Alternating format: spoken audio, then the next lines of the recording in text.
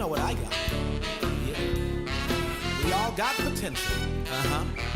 Yeah. We may not all have money, but we all got potential. Potential to be anything that we can dream. Yeah. So get ready. Here we go. Whoever dreamed that I could be a great example of what man can achieve. If he believes and pursues that dream, in time, potentially,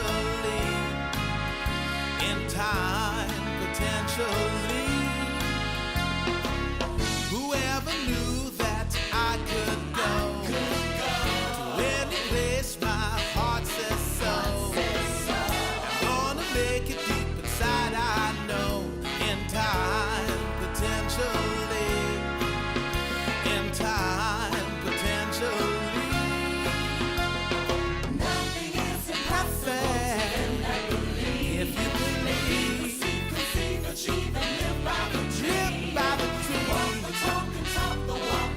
What you say, throw the old life away, throw it away, 'cause I've got potential to be what I dream, I can see, yeah. I believe I can be, yeah. In time, potentially, in time, potentially. Whoever knew that I could go to any place my heart says so. I'm gonna make it deep inside, I know, in time, potentially, in time, potentially. Nothing is impossible to them that believe, receive, conceive, achieve, and live by the dream. Walk the talk and talk the walk and mean what you say. Throw the old life up, yeah. I've got potential to be what I dream, I can see, I believe I can be, in time, potentially, time, potentially. In time, potentially, oh, in time, potentially, you gotta be patient. In time, potentially, in time. Wow and wow. Greetings and greetings, good people. God richly bless you. Welcome, welcome, welcome to another episode of my Blessed Business Coaching Tips. I am excited and delighted as always to be a part of your life and legacy through this ministry.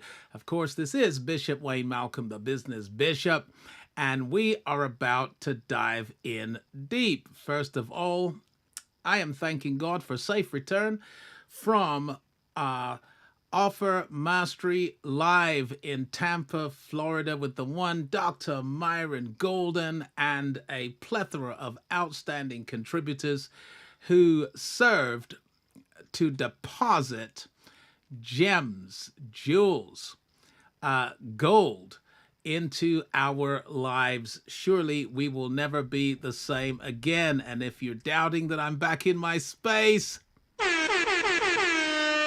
there's the sound effects. Well, I've missed the sound effects for the last few weeks, but I am back in my space, and I'm excited to be a part of your life and legacy, and I'm super excited about the subject matter that we're going to explore and unpack. Now, when I was putting this together, it was just so much that I've decided to kind of roll this out over whatever period of time that it takes to unpack and explore the concepts that we are going to share. Of course, if you tuned in at the beginning, you'll know that I'm going to be talking about my favorite subject, which is kingdom economics. Kingdom economics. And I'll be talking about God's purpose and God's plan for global prosperity, God's purpose and plan for global prosperity, which of course includes your personal prosperity. So we are going to have a blast unpacking and exploring the concept. Before I dive into the lesson, would you please subscribe, like, comment, and share? All right, subscribe to the channel, click the bell for notifications, like the post, comment. All right, so I want you to utilize the chat box as your virtual voice. I want you to send up whatever emoji most expresses your emotion, your feeling, your state. All right, so I love the fire emojis, I love the heart emojis, hand clapping emojis, hand raised emojis, but I also love to hear your actual comments, to hear exactly what you're taking away. So if we share anything that constitutes a light bulb moment for you or an epiphany, I want you to make a comment in the chat box. Now, if I say something that I think is just powerful, you're going to hear this sound effect. And if I say something that I think constitutes a light bulb moment, like a heavy revy, you're going to hear that. All right. And if I say something that I think we should all be excited about, yep, these are my sound effects. So please do comment in the chat box, comment on the post, and please do go ahead and share it. Let your family, friends, neighbors, and networks know about the Business Bishop and about this content-packed channel. So I want to dive into the subject of kingdom economics, And you'll note from my opening slide that this is going to be an 8-part series.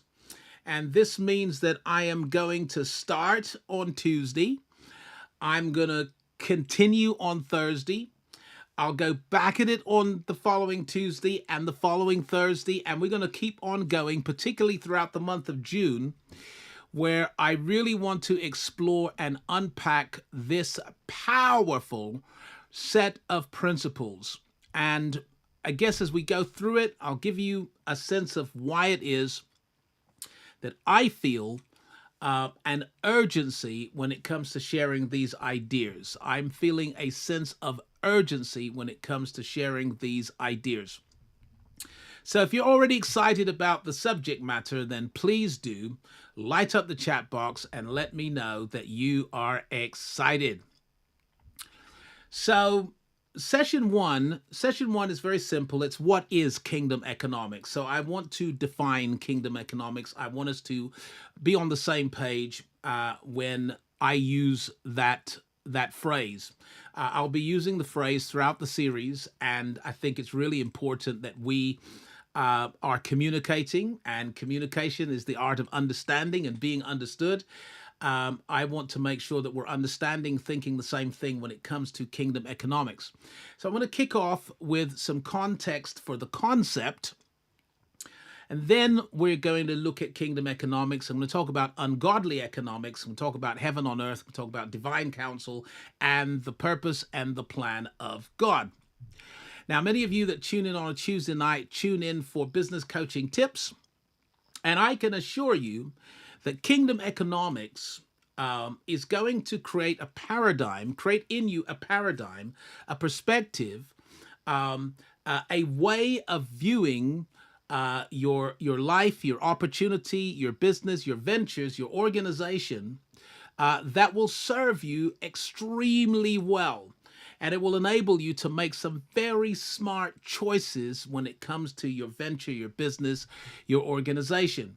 So this is going to be loaded with coaching tips, but we're going to continue on Thursday. So here goes. Let's actually look at the context for the concept, kingdom economics. And I open up with this question: does God have a plan for global prosperity? Does God have a plan for global prosperity? I guess if you look at the state of the world, the vast majority of the world's population live at one or another level of poverty. Actually, the top 1 or 2% of people in the world do not earn very much by Western standards. So we're in a state and in a stage where global poverty is real. question is, does God have a plan for global prosperity? And the answer is, well, he definitely did in the beginning. He certainly did in the beginning. And I'm going to give two biblical references for this. Genesis 1:28, here's the original mandate for the original man.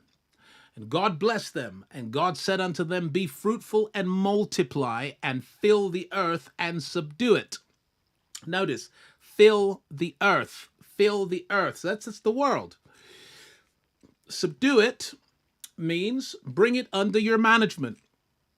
And of course, God is speaking to man, okay, to Adam.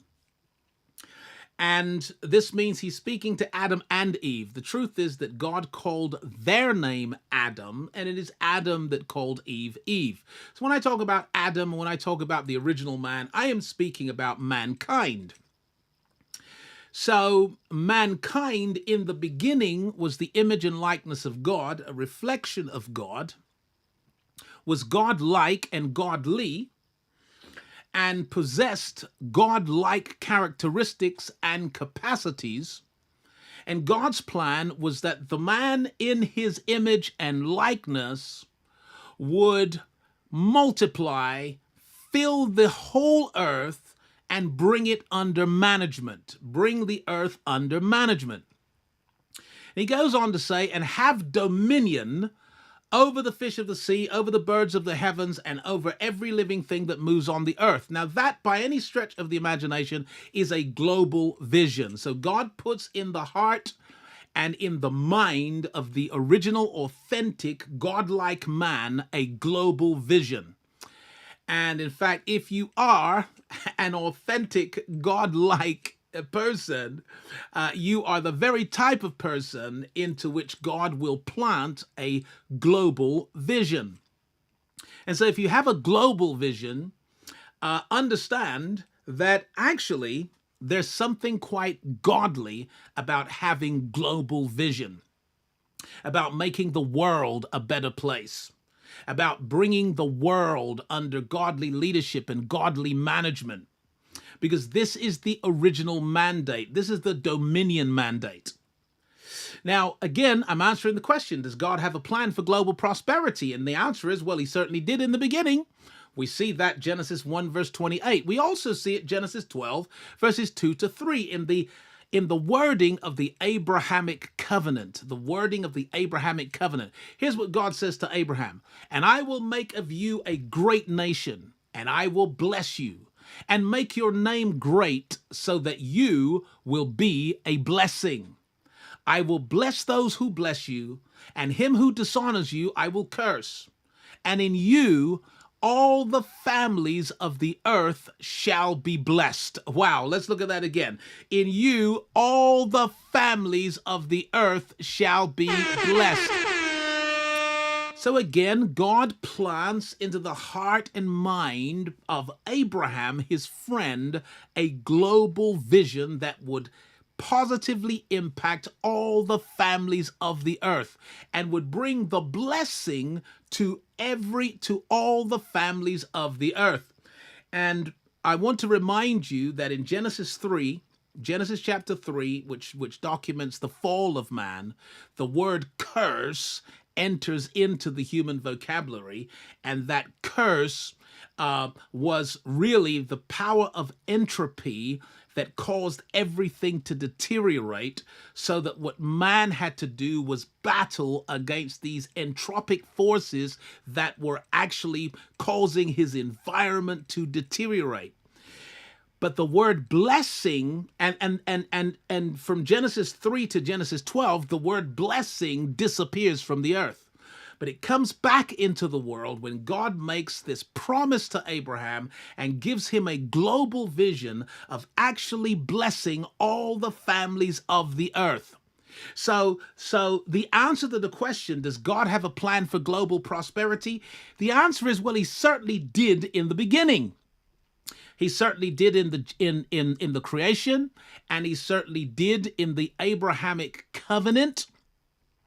And the Abrahamic covenant actually is something that all of us are are benefiting from. We are beneficiaries of the promises that God made to Abraham, because those promises include the Christ, the Messiah, the seed, in which all the families of the earth would be blessed. And here we are, by faith, enjoying the blessing of Abraham. Somewhere in the beginning, God wanted global prosperity, every family of the earth to be blessed, and the earth under godly management. That was his plan in the beginning, certainly what he wanted in the beginning. So I've got some good news. And yes, I'm just giving context for the concept. The good news is that the gospel of the kingdom, what we call the gospel of the kingdom, what the scriptures call the gospel of the kingdom, the message that Jesus preached in his earthly ministry and anointed his apostles to preach, the gospel of the kingdom is very simply this. The gospel of the kingdom is that God will get in the end what he wanted in the beginning. Wow and wow. That's an air horn moment. And I know there's a typo there. Don't worry about it. The gospel of the kingdom is that God will get in the end what he wanted in the beginning. God will get in the end what he wanted in the beginning. And this means that if God wanted in the beginning for all the families of the earth to be blessed, and for the earth and its resources to be under godly management, then guess what? God's going to get that in the end. And I've got a scripture here, Revelation 21, 6-7, and it reads, "And he said unto me, it is done. I am Alpha and Omega, the beginning and the end." Let's just pause right there. Now it's Jesus speaking, calling himself Alpha and Omega, the beginning and the end. Now, Alpha and Omega, beginning and the end, are only possible in a circle. They're most evident in a circle, never in a straight line. In a straight line, the beginning is not the end is not the beginning, but in a circle, the beginning is the end is the beginning. And so when Christ calls himself Alpha and Omega, beginning and the end, he's speaking about the full circle of God's intent, the full circle of God's eternal purpose, and he is declaring the fact that whatever God wanted in the beginning, that's what he's going to get in the end. And that is why there are striking similarities between the first book of the Bible and the last book of the Bible. First book of the Bible is Genesis, last book of the Bible is Revelation.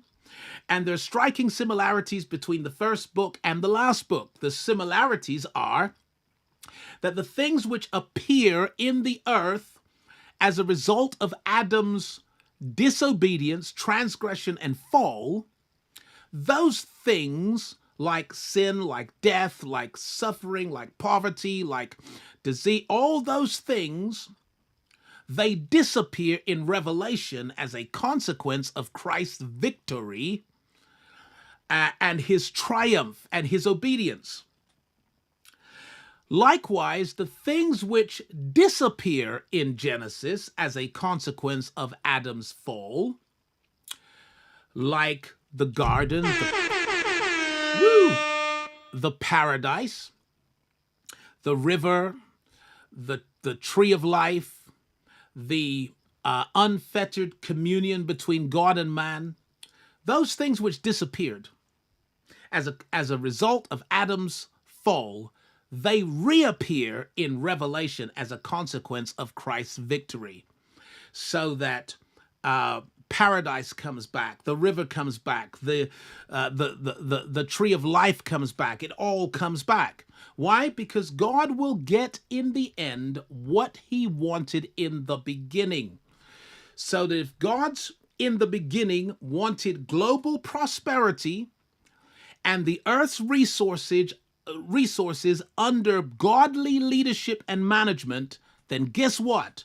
That's exactly what he's going to get.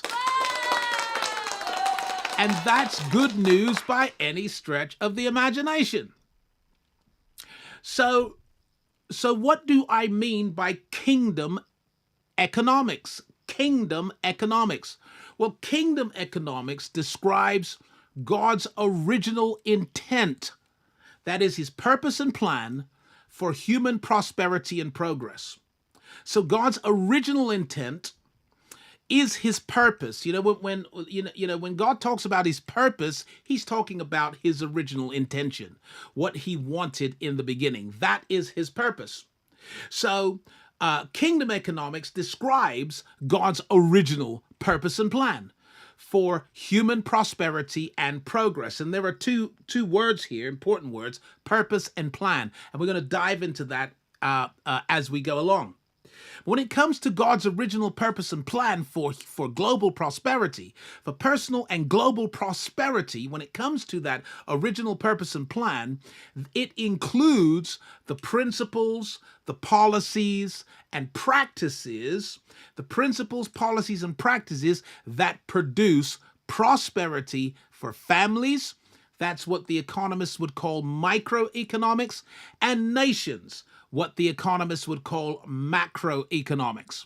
So when I talk about kingdom economics, I'm talking about God's original purpose and plan for our prosperity.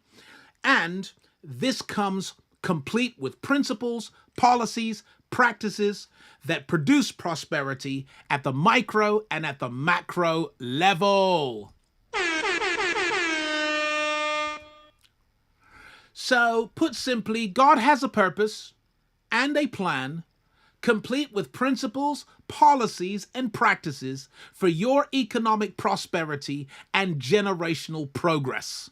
Woo and wow. Someone ought to be screaming right now in the chat box, because I think that's pretty good news. In fact, I think it's exciting news, particularly when I consider the state of many of our personal economies, national economies, regional economies, global economy, which seem to be in decline, which seem to be in disarray, which seem to be confused.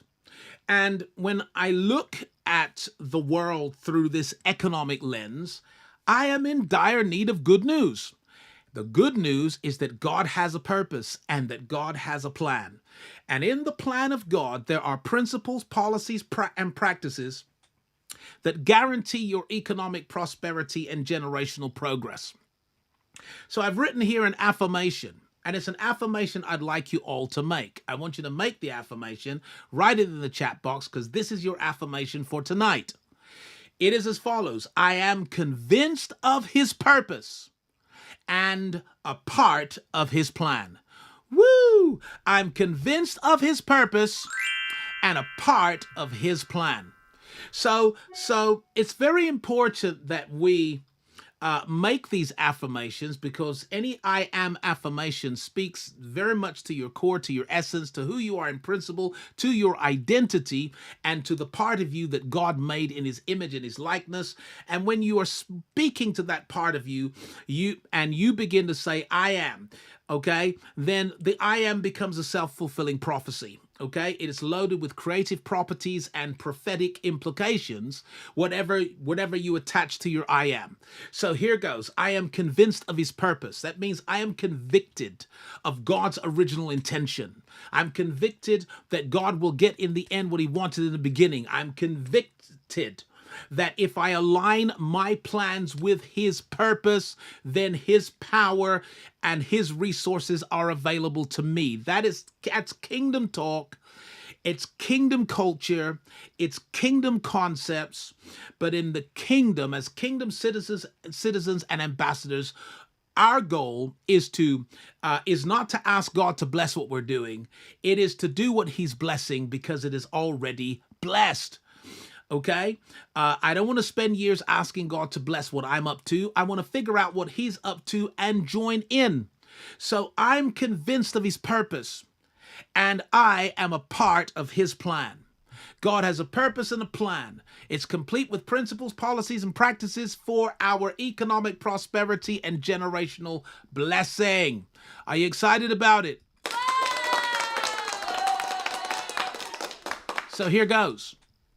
So when it comes to economics, at the schools, in academia, at the universities, economics is a social science, okay? And it's a social science that studies the impact of decisions and choices that we make, particularly on how to allocate our resources to satisfy our wants and needs.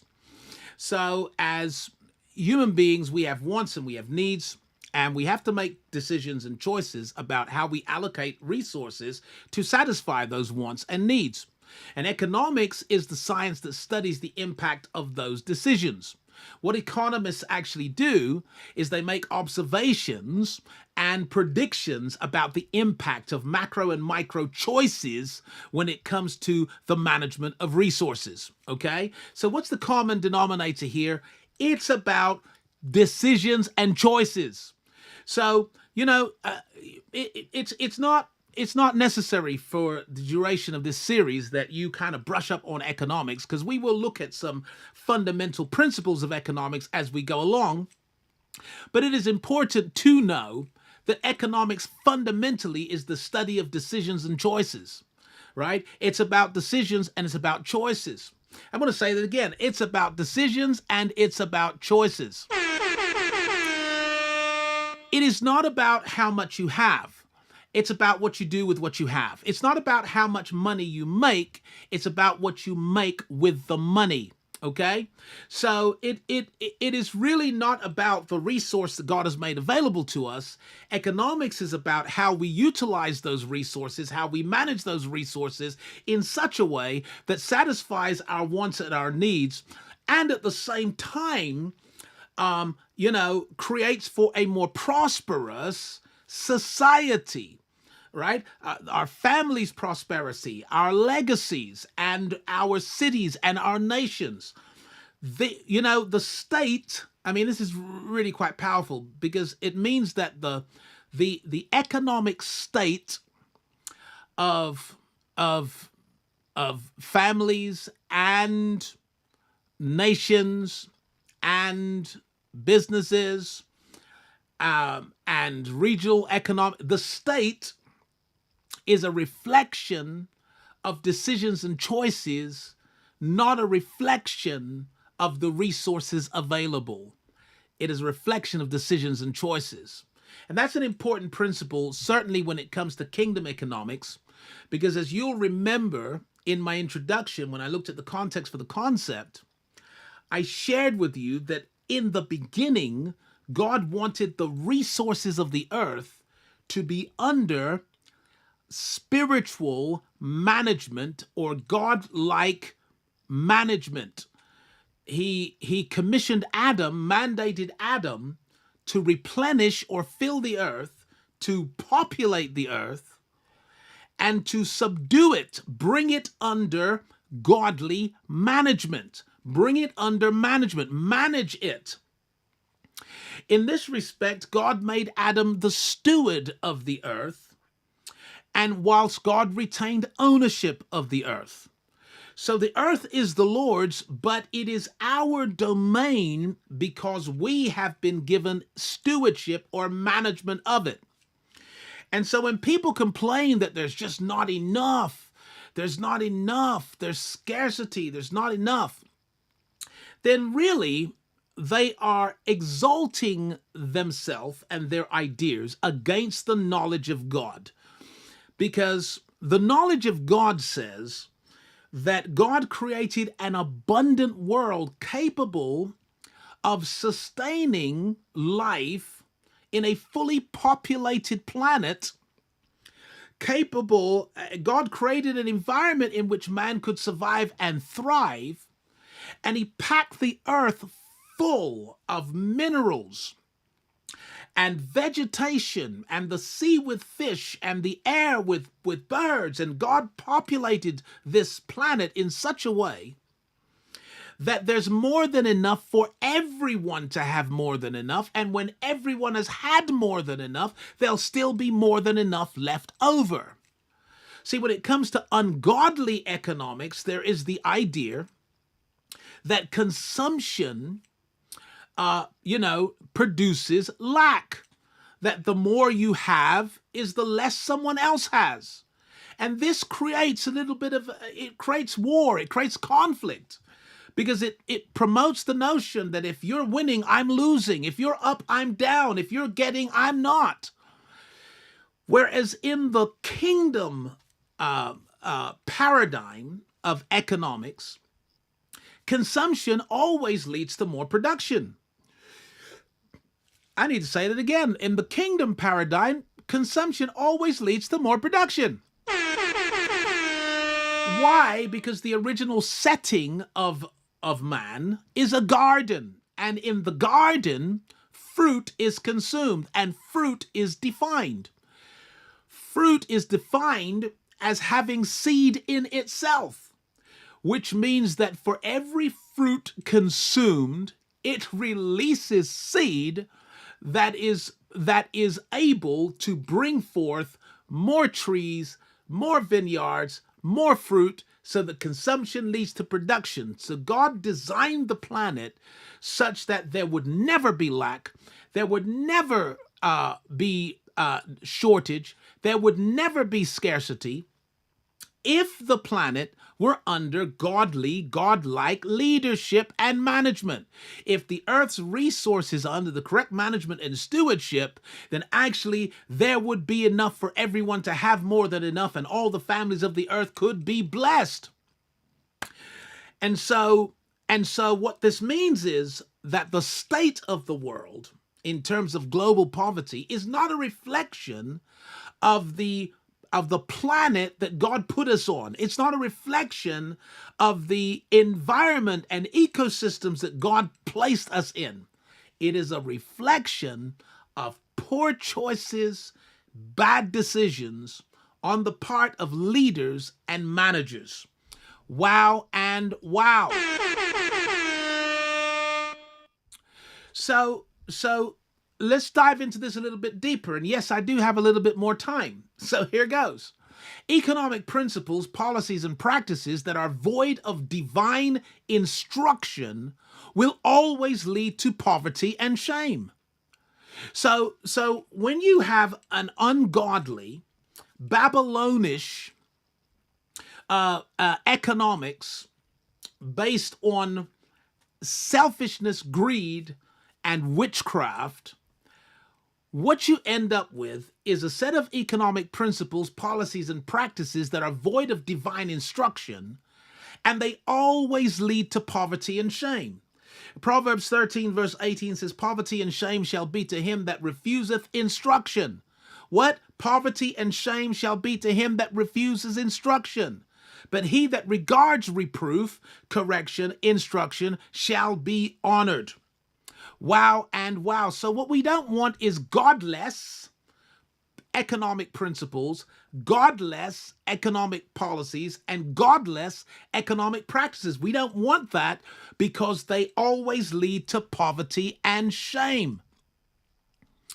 So I want to talk briefly about heaven on earth, because that's the kingdom prayer, right? Matthew 6 verse 10, "Thy kingdom come, thy will be done on earth as it is in heaven." Heaven on earth was the original intent.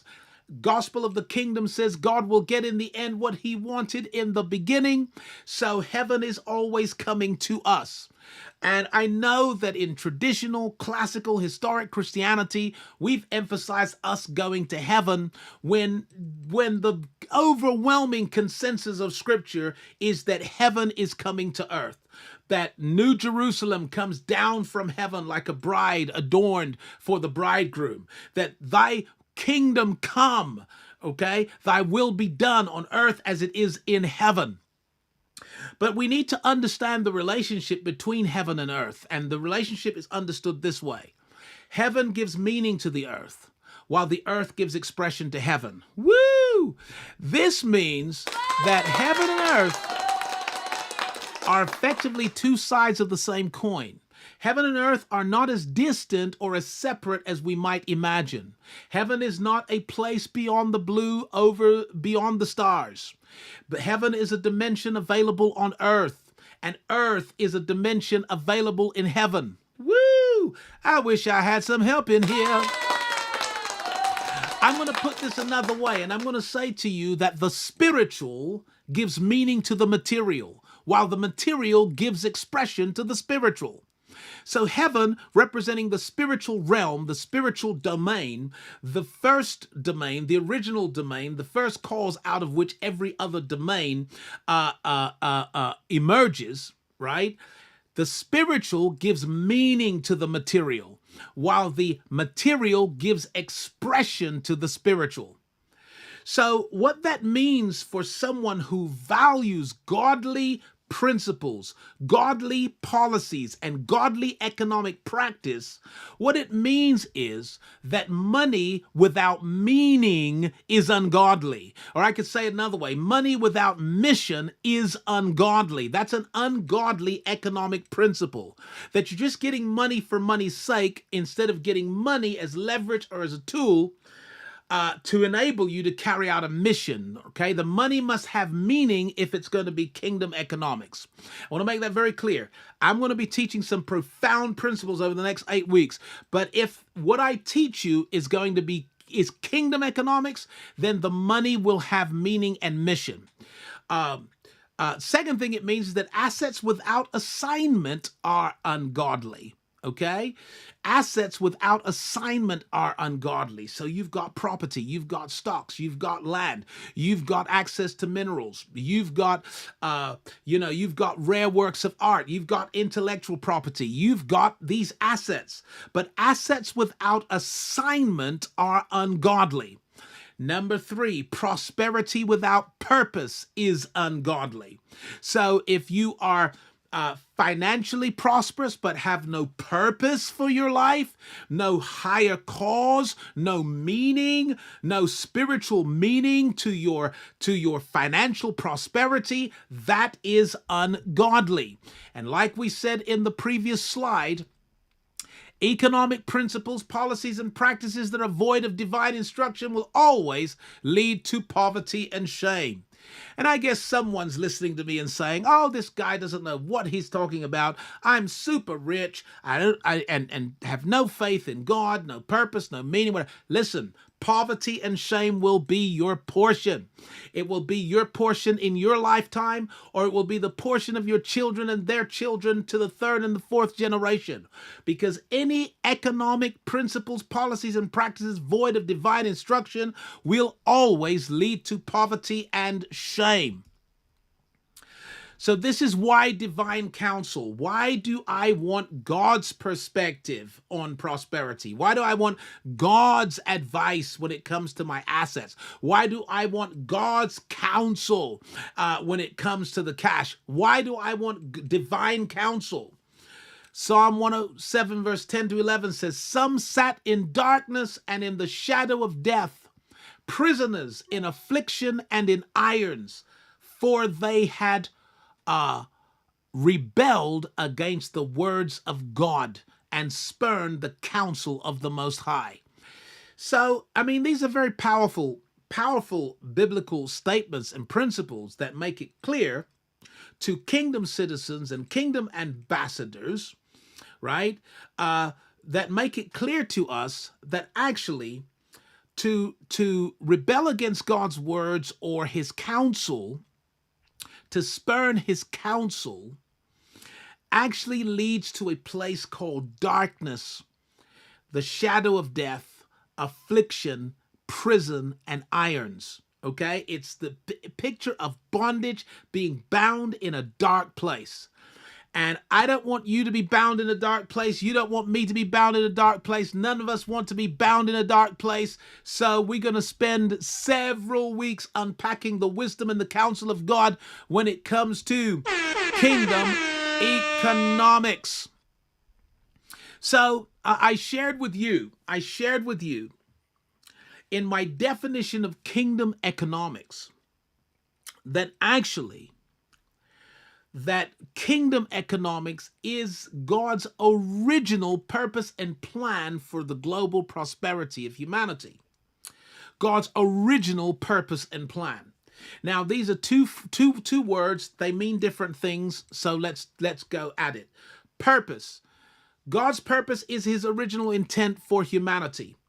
To discover it, we must start with the original man. So if you want to know God's purpose for you, start with the original man and realize that God placed him, planted him, put him inside a garden with that was abundant, that was prosperous, that was protected, that was peaceful. It was the garden in which God communed with and fellowshiped with man in the cool of the day. And it was a garden characterized by more than enough. More than enough. So God's will for you, God's purpose for you, is that you prosper and be in health even as your soul prospers. That's the purpose. And it's important that you are convinced of his purpose. Okay? And why do we struggle with it? It's because we've had years, if not centuries, of misinformation, miseducation, religious indoctrination, espousing the virtues of poverty and lack, to where some of us confuse piety with poverty. Some of us actually think that poverty is a virtue and a good thing, whereas very clearly throughout the Bible, God's love for the poor, God's attention to the poor is to deliver them from the bondage and the incarceration of poverty, because it was never his purpose. Poverty is a result of the curse, a consequence of the curse which fell upon the earth and upon man in Genesis 3. So you have to be convinced that it is the will of God for you to prosper and be in health as your soul prospers. You have to believe that God wants you to manage resources, to steward resources in the earth. To have access to resources. You have to believe that, because only in believing that are you convinced of his purpose. But then number 2 is the plan. So God's plan includes the principles, the policies, and the practices that lend to holistic prosperity. I mean spirit, soul, and body, okay? I mean spiritual and material prosperity. Okay, I mean that you prosper and be in health even as your soul prospers. Well, there are principles that lend to that. There are policies that lend to that, and there are practices that lend to that. And those principles, policies, and practices are the plan of God. And these principles, policies, and practices are implicit in all biblical narratives. What did I say? I said all biblical narratives. So that there are economic implications present in everything you will read in your entire Bible, okay? Whether it's the entire book of Genesis, Exodus, Leviticus, Numbers, Deuteronomy, whether it is Joshua and the conquest of Canaan, the judges, the kings of Israel, the prophets of Israel and Judah, whether it is the New Testament church or the miracles of Christ, okay? So when Jesus healed someone in the New Testament, he fundamentally changed their economic status.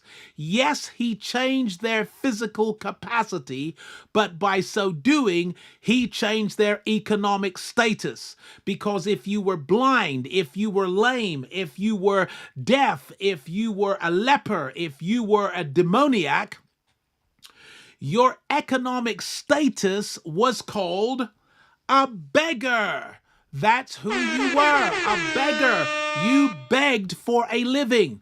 But when Jesus opened your blind eyes, restored your withered hand, caused the lame to walk, he changed their economic status so that they were no longer beggars, but they were now able to participate in the marketplace and earn a living for themselves, their family, their seed, their offspring. I'm talking about the whole Bible is loaded with economic principles, policies, and practices that lend to holistic prosperity.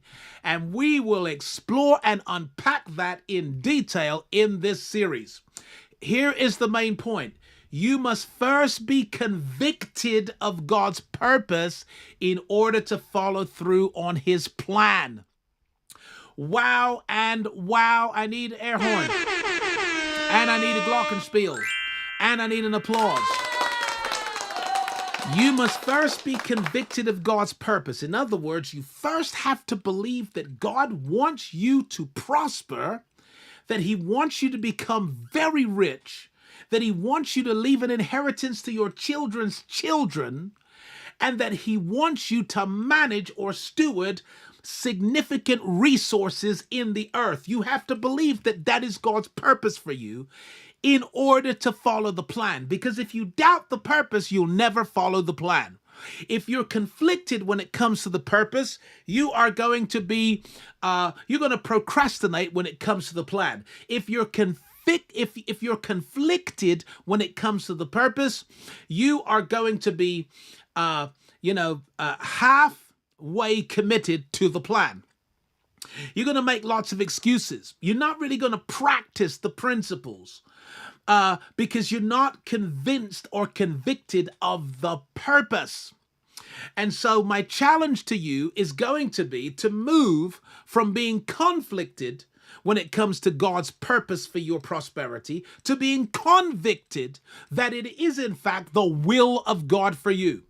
Many do not follow through on God's principles, policies, or wise practices because they are not fundamentally convicted of his purpose.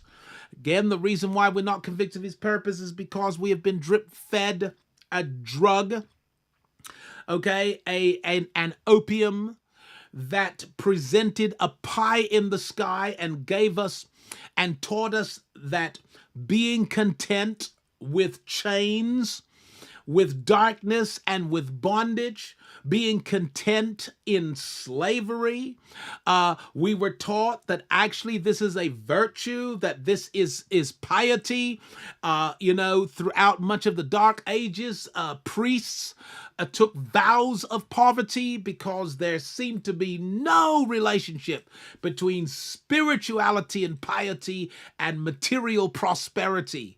Well, we are waking up from the drug and we are waking up to the light of the kingdom and we are waking up to the light of the scriptures.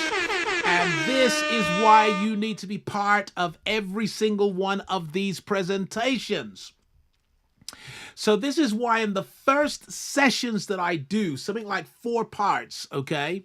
In the first sessions in this series, they're designed to convict you of his purpose so that you are not conflicted in your pursuit of prosperity for your family and legacy, so that you are not conflicted when it comes to creating generational wealth, so that you are not conflicted when it comes to being very rich, so that you're not conflicted when it comes to stewarding and managing significant resources in the earth.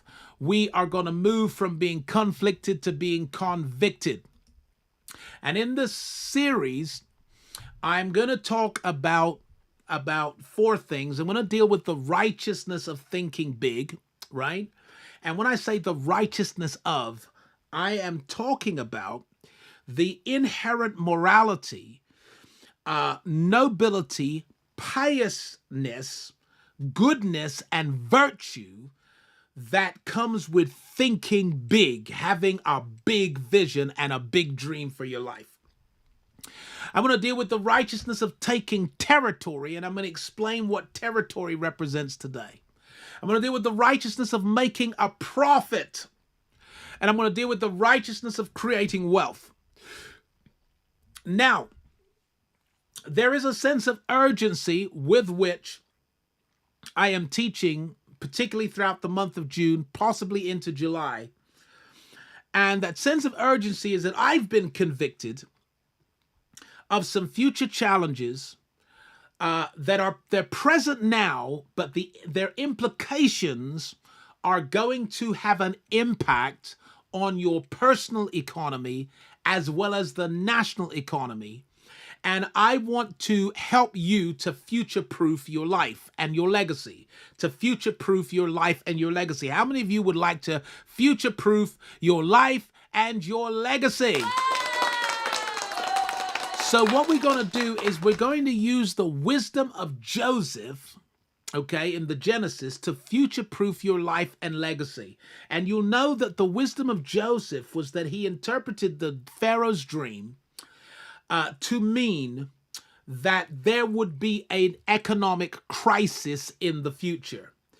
And he literally conceived and managed the implementation of a system that would future-proof the empire in such a way that Joseph's family came out of the recession prosperous, and the kingdom of Egypt, or the Pharaoh at least, came out very, very prosperous. And so when you have the foresight to anticipate a crisis, you don't wait till it happens. You begin the process of designing and implementing systems that future-proof your family, your life, and your legacy. And what I'm going to do is I'm going to teach a sequence of webinars in the month of June. Webinars in the month of June, and they're going to be Wednesday webinars, okay? Wednesday webinars. And the link for registration is in the description below this video. It'll be the first link. You want to click the link and register. Register once for all 4. But in 4 specific webinars, I'm going to teach you how to future-proof your life and legacy utilizing the wisdom of Joseph. I'm going to explain what the crisis is, how it's going to impact upon the miseducated masses, why it's going to serve some and seriously hurt others, and how you can come out of it bigger, better, and stronger. So I'm hoping to see you on the other side. How many of you are ready right now to future-proof your life and your legacy? I want to see your comments in the chat box. Say, you can count on me, Bishop. I'll be there. I'm gonna stick with this series on kingdom economics, and I am going to be part of your June webinar series on future-proofing my life and legacy through the wisdom of Joseph. God richly bless you. I had a blast. I'm glad we took some extra time to pour out. I want to see you on Thursday, in which we're going to take this series to its next logical level. Until then, peace out and shalom. Hi friends, this is Bishop Wayne Malcolm, the Business Bishop, and I want to share with you an amazing opportunity. It's an opportunity to be part of a very fast-growing and lucrative industry. Some people call it the industry of ideas. It is where people are trading in knowledge commerce, literally taking the ideas in their head, the knowledge, the experience in their head, converting those things into products and services and bringing them to the marketplace where they bring such massive value to people who are looking for solutions, looking for breakthroughs, looking for transformation. Well, I've written an ebook all about it. It's called From Wisdom to Wealth, and it explains the secrets and the strategies behind the industry of ideas, behind the great trade in knowledge commerce. Listen, it's absolutely free. Go to the website and grab your copy right now. Perhaps we'll talk after that. Peace out. Shalom. Hi, friends. I trust that you enjoyed that message. I recently hosted a webinar entitled Mind Over Money, in which I challenged the people to get money off their minds and instead to get the money from their minds. Let's face it, there's infinitely more money in your mind than there is in your bank, your wallet, or your hand. The big question is, how do you get money from your mind and into your hand? This webinar answers that question. You can view the webinar today by clicking the link in the description below this video. To your peace and lasting prosperity, Bishop Wayne Malcolm.